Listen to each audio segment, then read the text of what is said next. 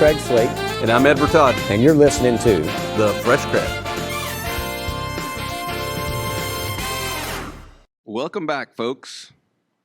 Thanks for being here with us on The Fresh CrEd, live from the International Fresh Produce Association Global Produce and Floral Show.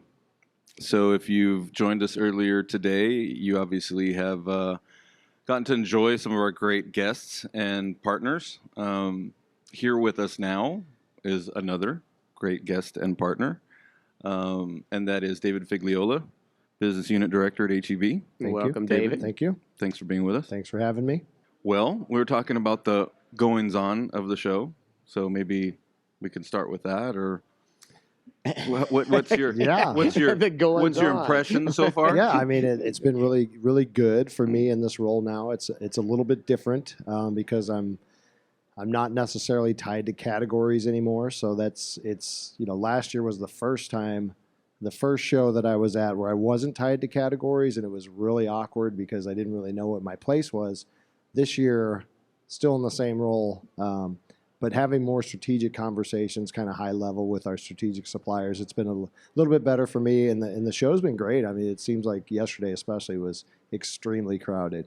So they've got a good turnout. So let's back in. So talk a little bit about what role you were in. So HEB, did you? I don't think you mentioned that. I mentioned HEB. Okay, and so what role were you in? What are you doing now? And what was the difference? So I was a BDM for HEB for 10 years. Mm-hmm. A BDM in the real world is basically a category director. Okay. So I had the responsibility of the strategic vision for the categories that I was assigned, which was berries, apples, and pears, and that was pretty much my entire career with HEB. I had bananas for a while.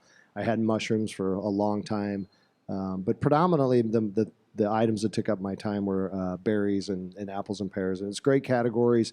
Berries, obviously, with the volatility, keeps you going, keeps the energy going.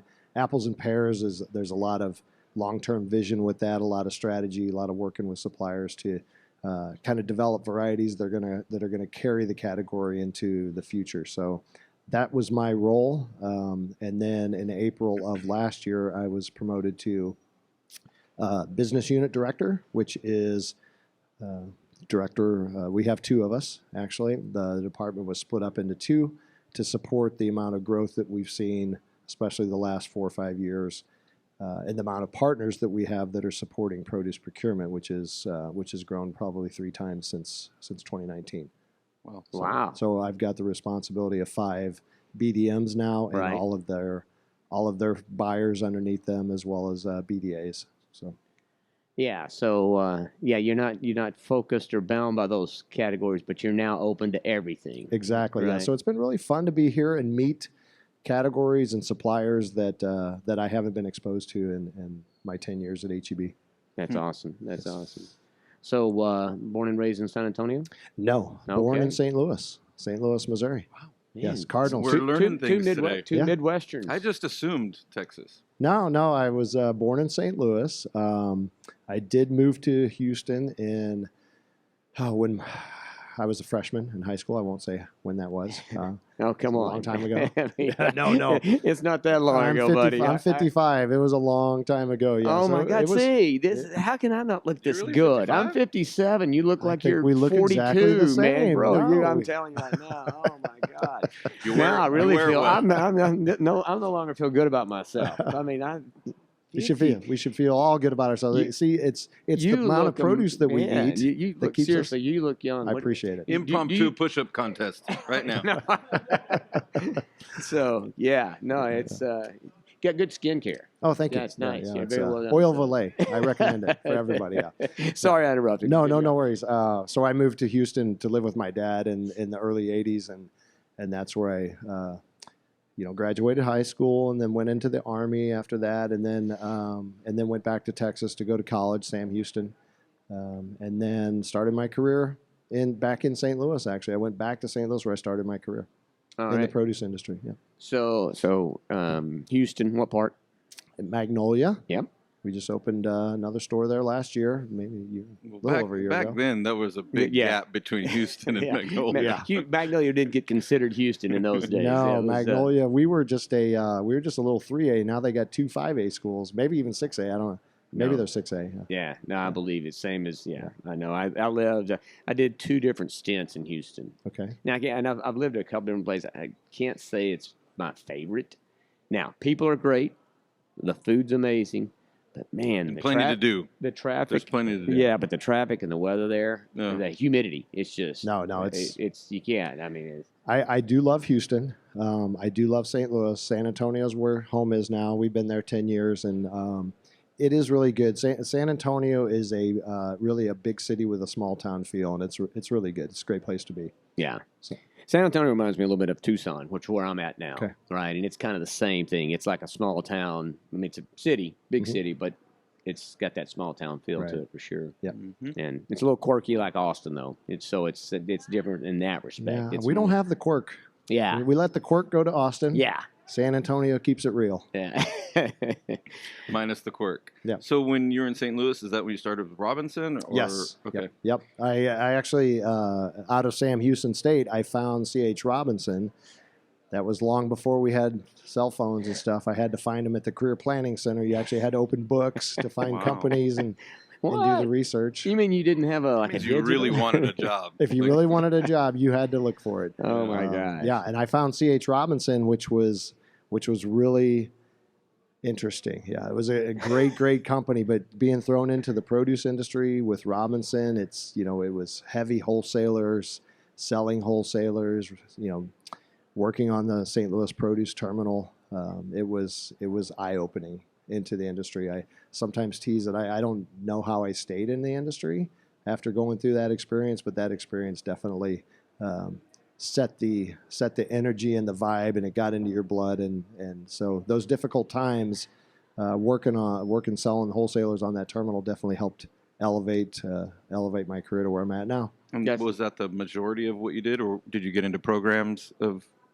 No, it was literally day-to-day trading. Yeah. All the time that I was in St. Louis. Yes. Wow, that's exciting. So Yeah, I mean that was like I say. What year was that? that was 95. 95. Well, Yep. so yeah, go back. I got in earlier 90s, about 91.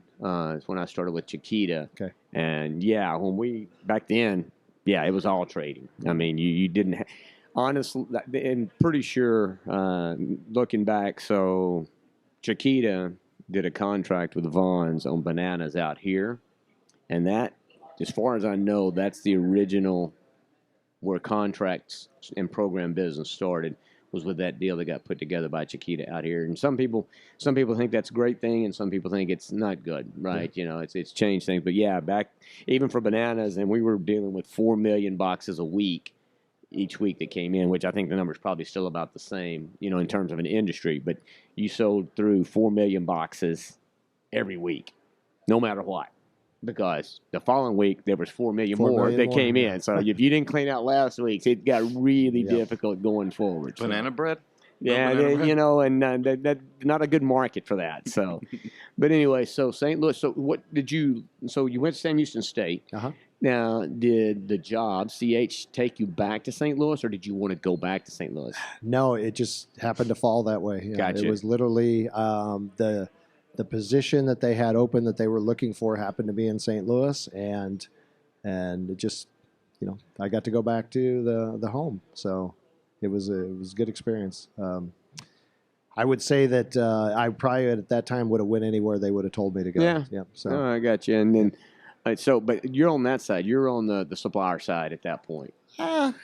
if Robinson could be considered a supplier, yeah, it was all brokering back then. That was before Robinson got into the branded stuff, the Mott's and all that stuff. Right. So yeah. And then did you do any buying on that desk? That's all we did. It was literally from a trading perspective, you were looking for product, buying the product, and then trying to figure out where to sell it. Okay, so that's what I'm Yep. saying. So you did Yep. both. That's what I was Yep. getting at. You Bought literally and sold. that was true broker, and you were the broker as Right. an individual, right? Yep. So you were boy. That's And we were the transportation guy too. So Okay. back then you had to do it all. So it was Wow. long days, for sure. yeah. That's pretty good training ground. It was. C.H. Robinson is a great training ground for the industry. Yeah, I can believe that. I hadn't even thought about that. And then negotiating skills, probably got to hone those up pretty good. Very quickly. Very quickly. Those guys on that wholesale market, especially in St. Louis, they were rough. I could name some of them, but we won't go that far. Well, believe me, there's plenty of people listening that they know. They know who they are. They know who they are, yeah. So, I feel blessed. I mean, Houston, that's because of the wholesale market down there, but compared to some of these other markets, I feel blessed. Houston was a general market. That's where I started with Chiquitos in Houston. Okay. Yeah. Yeah, I did my time in Houston too. After 3 years in St. Louis, I was down in Houston, and I spent a good amount of time down in Houston selling those two markets that are there. Yep. Yeah. So good time. So, throughout your career, what all so you come in, produce, C.H. Robbins. You're now down in Houston. Mm-hmm. Yeah, so I was in Houston, and then all was C.H. Robinson. I went back. I went back from Houston. I went to their Chicago offices in Bolingbrook, where they ran a warehouse that helped support the Aldi accounts. And I was the Aldi account manager for C.H. Robinson for a good 7 years. Okay. Did that.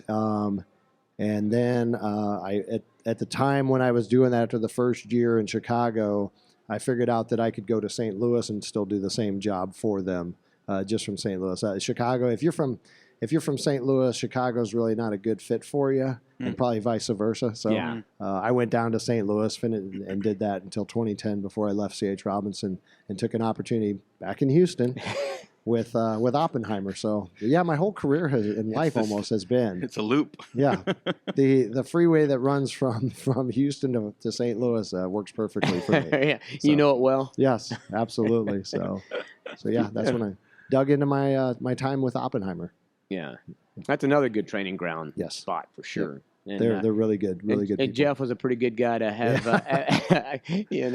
Probably the easiest boss I ever worked for in my life. Oh, Jeff from Oppenheimer, Houston. Yeah, Jeff sure. Walker. Yeah, Jeff Walker. Now retired and living the dream out there. Living the dream. Shout out, Jeff Walker. Yeah, you know what? And I'm sure he's not listening. If we send it to him, he'll listen. He will now. When he finds out he was on the podcast. I was going to say maybe I'll let him know that we called out his name and get him in. But he's playing golf. God, no!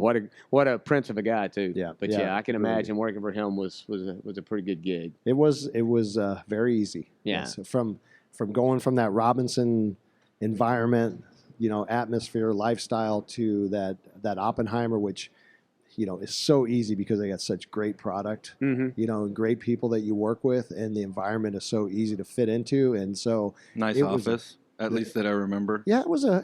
I mean, okay. Yeah, it was a nice area of town and a good office. Yeah. So the environment was easy for sure. And then what year did you make the move over to HEB? That would have been 2013. Okay. Yep. So it was one of those situations for Oppenheimer, and to this day they still razz me about it because they sent me over there to. They sent me over there to really get better at strategic alignment with HEB. Yeah. Oh, beautiful. And that strategic alignment. So they recruited me. The leaders at the time recruited me over to come, help out at HEB. And it was a tough decision because that environment I was in Houston with Jeff was pretty, I wouldn't say laxed, but I did very well there, and so making that. Hugh Topper's a pretty relaxed guy. I'm sorry? Hugh Topper, he's a pretty relaxed guy. Oh that's not. Yes, actually, he is very relaxed. Yeah, Hugh will keep you going. Yes, as would Roger. Yeah, at the time, yes. yes. Roger as well. Yeah. Both of those guys. Absolutely. I know them and knew them for a long time, and I knew some of the guys that trained them up. They were their predecessors were pretty tough characters as well. I had a few dealings with some of those guys. So you get to have a few dealings with those guys. Yep. Yeah. No, they were. They brought me into the retail side. I'm forever grateful for that. Yeah. I didn't know I wanted to do that at the time, but when I got in there and I got in with HEB and got to learn what kind of company it is, I knew I had made the right decision. It was for me at the time as a BDM was a career pinnacle position for me.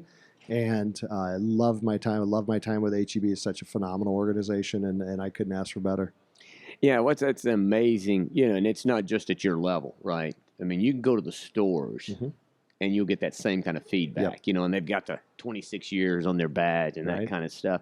What do you think it is that drives that? I mean, culturally, that's got to be. I mean, it's got to be just a culture set, right? It starts at the top. Yeah. You know, our top leaders at HEB are all, you know, sending the same message. They're treating every partner's treated the same. You know, nobody's, you know, there's hierarchy obviously, Sure, but it has to everybody be. feels like they feel like they are owners in the organization, and that's why we call them partners.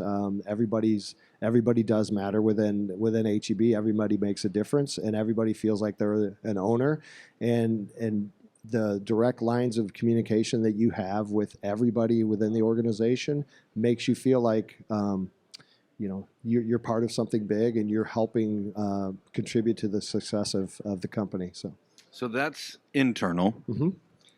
What is your slant on the, I say it all the time, cult following from a customer perspective? Yeah, I think that is everything that we do is either geared towards our partners or our customers.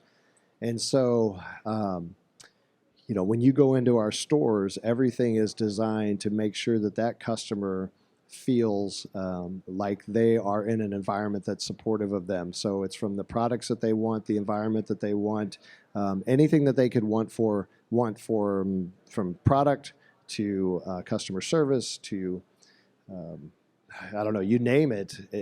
We don't want them to feel like they're missing out on anything. So we try and cater to every customer in Texas, and we try to cater to every one of their needs. And that's, I think, the products that we bring to the table, the way that we bring them to the table, and the quality of product that we bring to the table for our customers really helps solidify that kind of cult following that we have in Texas, or that feeling that Loyalty. That loyalty, yeah.